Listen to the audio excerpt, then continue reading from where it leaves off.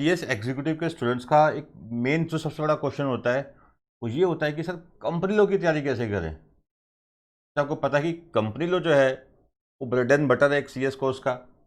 ठीक है ना। जब आप सीएस बनेंगे तो सबसे ज़्यादा आपको जो काम आने वाला है वो क्या है, कंपनी लॉ। ठीक है। तो बच्चे बार बार क्वेश्चन पूछते हैं कि सर कंपनी लॉ कैसे तैयार करें, कि कंपनी लॉ है ही वाइड बहुत ज़्यादा। तो वाइड ही इतना ज़्यादा है कंपनी लॉ, सेक्शंस बहुत सारे हैं, पूरा कंपनी लॉ सीएस एग्जीक्यूटिव में कवर कर रखा है। तो ये क्वेश्चन रहता है बच्चों का कि सर इसकी पूरी प्रिपरेशन कैसे की जाए। ठीक है। तो इस वीडियो में हम यही बात करने वाले हैं कि सीएस एग्जीक्यूटिव कंपनी लॉ की प्रिपरेशन किस प्रकार से की जाए। और अगर आप इस चैनल पे न्यू हैं तो पहले चैनल सब्सक्राइब कर लीजिए और जो बेल आइकन है उसको प्रेस कर लीजिए ताकि आने वाली जो वीडियोज़ हैं आपको उसका नोटिफिकेशन मिलता रहे और आप उसका फ़ायदा उठा सकें। तो चलिए अब मतलब की बात करते हैं। ठीक है, कि कंपनी लॉ की प्रिपरेशन कैसे की जाए। तो प्रिपरेशन से पहले हमें ये समझना पड़ेगा कि जो क्वेश्चंस जो हैं वो किस प्रकार के पूछे जाते हैं। ठीक है, टाइप ऑफ क्वेश्चंस जो है, टाइप ऑफ क्वेश्चंस वो दो तरह के होते हैं। एक होते हैं बिल्कुल डिस्क्रिप्टिव टाइप, ठीक है, और दूसरे होते हैं केस लॉज, केस स्टडीज को बोलते हैं हम। ठीक है। अब देखिए जब डिस्क्रिप्टिव की हम बात करते हैं, डिस्क्रिप्टिव क्वेश्चंस की, तो वहाँ तो सिंपल से क्वेश्चन आते हैं कि हाँ भी देखिए, जैसे एग्जांपल है कि हाँ जी एक इंडिपेंडेंट डायरेक्टर है। ठीक है, वो कंपनी में कितने होने चाहिए उसका मान लीजिए नंबर पूछ लिया। ठीक है, कितना होना चाहिए, कौन सी कंपनीज को रिक्वायर्ड है। ठीक है, which companies are required to appoint independent director, और कितने अपॉइंट करने हैं। ये हो गया सिंपल क्वेश्चन। ठीक है, तो आपको वो याद आए कि हाँ भी ठीक है एक कंपनी है। ठीक है, अगर वो पब्लिक कंपनी है, ठीक है जी, उसमें क्या है कि अगर पेड अप कैपिटल इतनी है, ठीक है जी, पेड अप कैपिटल इतनी है, टर्नओवर इतनी है, लोन्स इतने हैं, तो उनको क्या है कि इतने उनको अपॉइंट करने हैं इंडिपेंडेंट डायरेक्टर। ये तो सिंपल एक प्रोविजन आपने याद कर रखी है। ठीक है, और क्वेश्चन आया आपको प्रोविजन याद है, आपने लिख दी, तो बिल्कुल सिंपल हो गया। अब सबसे बड़ी जो दिक्कत आती है बच्चों को वो आती है किसमें, केस स्टडी में। ठीक है, अब केस स्टडी भी एक्चुअली में बनी तो कहाँ से, प्रोविजन से ही बनी है। तो बच्चे जो घबराते हैं सबसे ज़्यादा वो घबराते हैं केस स्टडी में। तो घबराने की कोई ज़रूरत नहीं है। क्यों? क्यों, देखिए अगर आपसे एक सिंपल क्वेश्चन पूछा गया कि हाँ जी कौन कौन सी कंपनीज में क्या है कि इंडिपेंडेंट डायरेक्टर को अपॉइंट करने की ज़रूरत है और उसकी टर्नओवर कितनी होगी, कितने अपॉइंट करने हैं, अगर आपको ये याद है तो आपको केस स्टडी सॉल्व करने में भी दिक्कत नहीं आने वाली है। वो कैसे? मान लीजिए आपको ये पूछा गया, एक कंपनी है एक्स लिमिटेड, ठीक है, जिसकी जो पेड अप कैपिटल है वो है 5 करोड़। ठीक है, और कहते हैं कि जो लोन ले रखे हैं इसने बैंकों से, पब्लिक फाइनेंशियल इंस्टीट्यूशन से, डिपॉजिट जो हैं वो कितने हैं, 25 करोड़।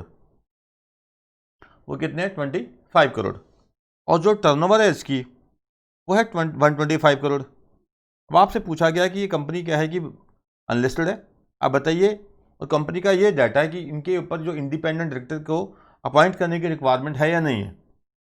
ठीक है, अगर आपको प्रोविजन आती है आप इसका आंसर भी ढूंढ लेंगे।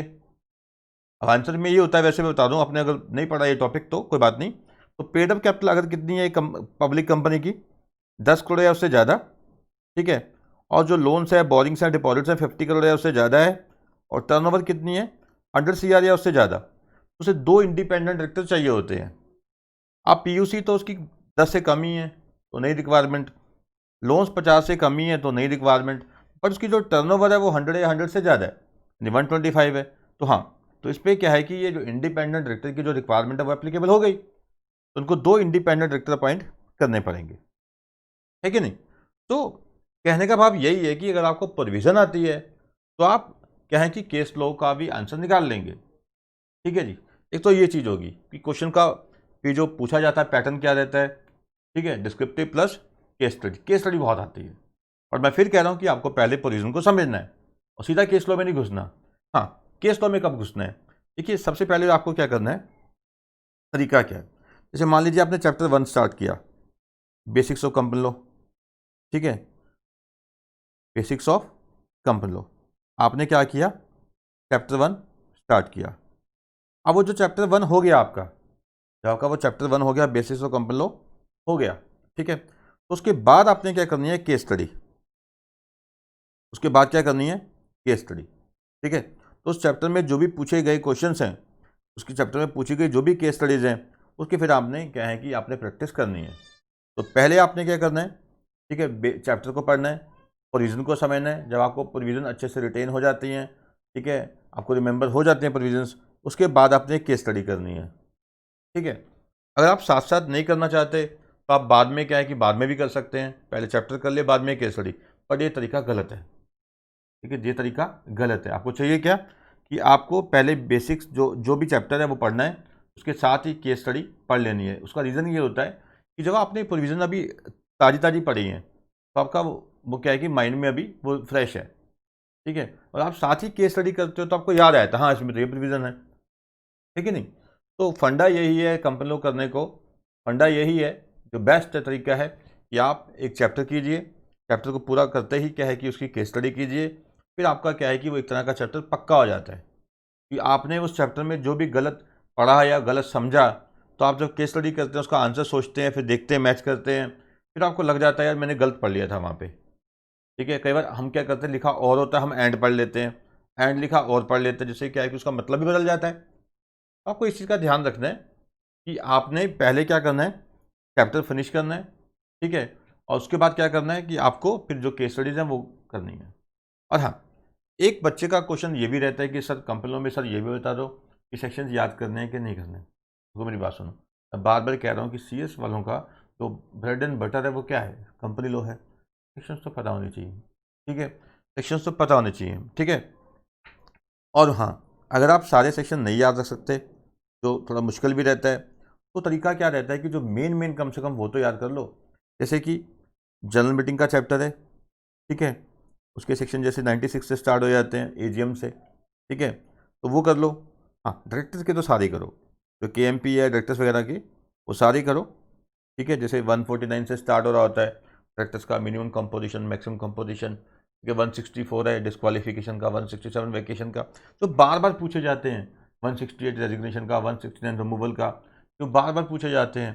कम से कम वो क्वेश्चन, वो तो सेक्शन आप याद रखिए, ठीक है। देखिए सेक्शंस याद करने का एक फ़ायदा होता है, एक फ़ायदा ये रहता है कि आप जब कोई डिस्कशन करते हैं किसी से, या कोई आगे आप पढ़ रहे होते हैं टॉपिक, तो आपको याद आ जाता है कि हाँ भी उस सेक्शन में ये था, तो आप लिंक कर सकते हैं। जब तक आप प्रोविज़न को आपस में कोरिलेट लिंक करना नहीं सीखते, तब तक आप एक अच्छे प्रोफेशनल नहीं बन सकते, ठीक है। तो आपको चाहिए कि आप जब पढ़ते हैं तो पहले तो चैप्टर को ध्यान से पढ़िए, ठीक है। अगर सेक्शन साथ के साथ याद रखने की कोई ज़रूरत नहीं होती, भूल भी जाते हैं साथ साथ, पहले तो समझिए कि हाँ इसमें है क्या, ठीक है। फिर देखिए कि हाँ ये सेक्शन का सीक्वेंस लगाइए, सेक्शन का सीक्वेंस, जैसे 96 क्या है, AGM का है, 96 क्या है, AGM का है, 97 है कि AGM अगर नहीं बुलाई कंपनी ने तो NCLT बुलवा देगा, ठीक है। 98 EGM बाय NCLT है, ठीक है। 99 पेनल्टी का है, 100 EGM है बाय रिक्वेजिशनिस्ट, 101 नोटिस का है, 102 एक्सप्लेनेटरी स्टेटमेंट का है। तो याद मुझे कैसे हो जाते हैं, ठीक है। उसका सिंपल तरीका होता है, पहले आप प्रोविज़न को समझो, पहले आप प्रोविज़न को समझो, मेन तो प्रोविज़न समझना है, ठीक है। मेन जब प्रोविज़न समझ आ जाती है, फिर आप उसका सीक्वेंस लगाओ कि हाँ भी ये सेक्शन बाय सेक्शन कैसे था, तो सेक्शन का सीक्वेंस लगाओ कि 96, 97, 98, 99, 100, 101 ऐसे सीक्वेंस लगाओ, ठीक है। तो फिर आप क्या है कि इस तरीके से आप क्या है कि सेक्शंस भी याद कर सकते हैं, फिर क्या है कि आप सेक्शंस भी अच्छे से याद कर सकते हैं, ठीक है। उसमें 2-3 चीज़ें जो आपको सीखने को मिली होंगी मेरे ख्याल से, ठीक है, वो क्या है, ठीक है, जो आपको जो सीखने को मिला वो ये है कि एक तो क्या है कि आपको पहले चैप्टर को समझना है, प्रोविज़न को समझना है, ठीक है, प्रोविज़न को समझना है, और साथ में क्या है कि फिर जैसे आपने चैप्टर कर लिया, उसके जो सेक्शंस हैं वो अच्छे से रिटेन करने की कोशिश करनी है, और नहीं हो पाते कोई बात नहीं, जितने आपको इंपॉर्टेंट सेक्शंस हो सकते हैं यार वो कीजिए, ठीक है। और फिर क्या है कि चैप्टर जैसे ही फिनिश होता है तो उसका केस स्टडी जो है वो सॉल्व कीजिए, ठीक है।